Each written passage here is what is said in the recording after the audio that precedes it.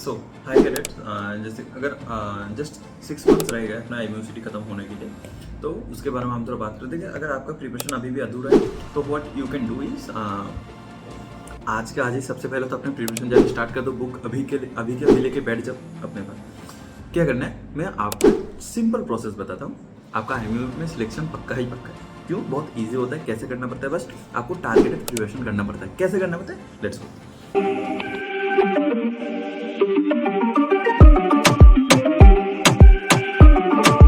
सबसे पहले हम बात करते हैं, जैसे कि अपना अगर 6 मंथ्स रहेगा अपने अंदर आई एम 2026 जैसे कि अपने पास आने वाला है, what you can do is सबसे पहले तो अपने पास IMUCET जहन में डाल लो अपने अंदर 200 आपके पास होना ही होना चाहिए। ये बुक आपके पास अगर है तो चलो स्टार्ट करते हैं क्या करना है। अगर आपके पास नहीं भी है तो ऑर्डर नाउ यार, ऑर्डर नाउ। कैसे पास करोगे नहीं तो? अच्छा एक डिसेंट रैंक भी तो लाना है अपने को 6 महीने के अंदर। तो आपने पर कुछ भी नहीं किया इस इतने दिनों में, बस अभी 6 महीने बाकी। क्या कर सकते हो? सबसे पहले बहुत ईजी है, डरने की कोई बात नहीं है। सबसे पहले अपन पकड़ेंगे इंग्लिश को, ठीक है? सबसे पहले लेंगे अब इंग्लिश को। इंग्लिश से सबसे ज़्यादा क्वेश्चन आता है, क्या आता है?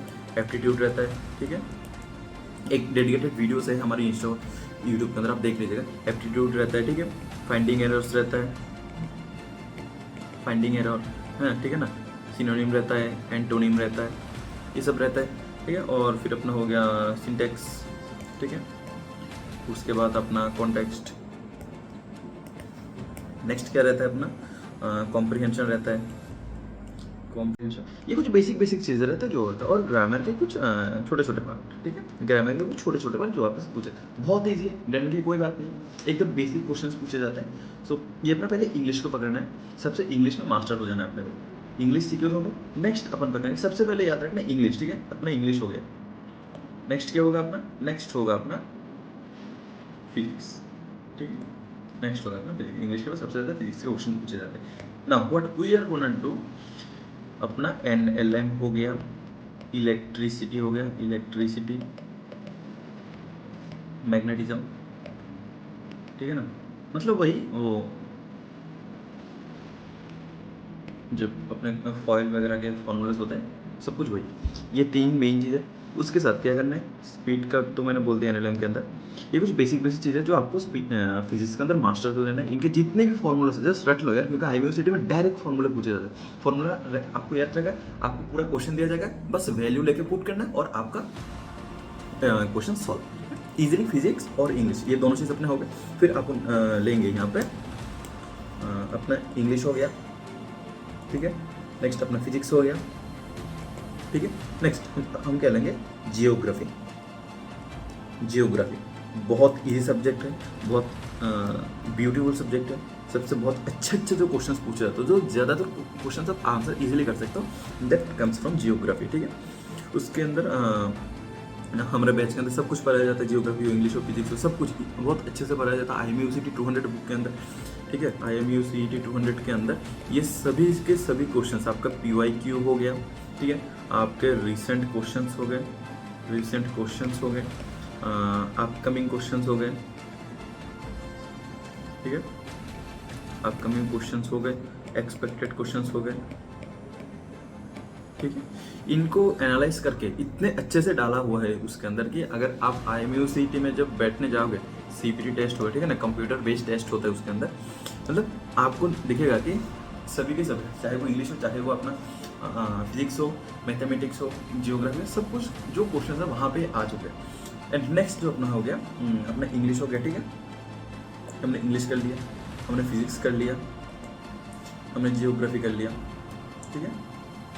नेक्स्ट हम केमिस्ट्री लेंगे, ठीक है? केमिस्ट्री लेंगे। सब आपका 12th का सब्जेक्ट आपके पास पूरा रहना चाहिए, ठीक है?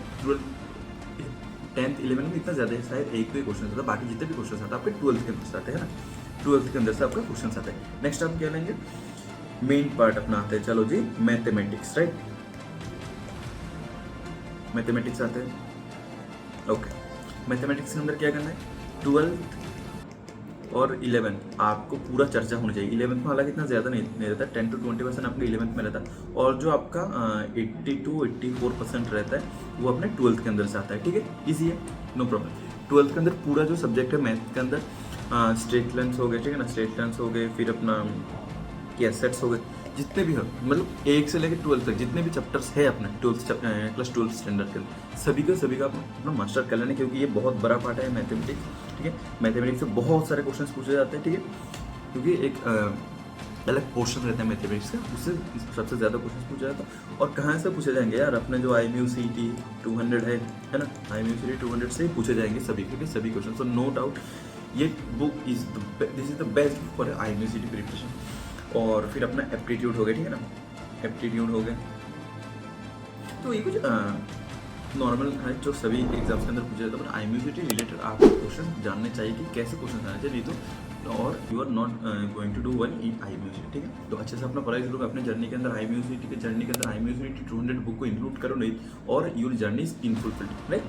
सो पढ़ाई शुरू करो, क्योंकि टाइम ज़्यादा नहीं है, बहुत अच्छे से पढ़ना, जितना भी पढ़ो IMU टारगेटेड क्वेश्चन से आप कंप्लीट करना। Do you guys want the updates regarding the exam forms or the maritime industry in general? या फिर एग्जाम्स के लिए मोटिवेशन चाहिए? Then you definitely need to follow our Instagram channel for all this stuff and much more. Want the best notes and material for IMU-CET and sponsorship exams? Want daily quizzes?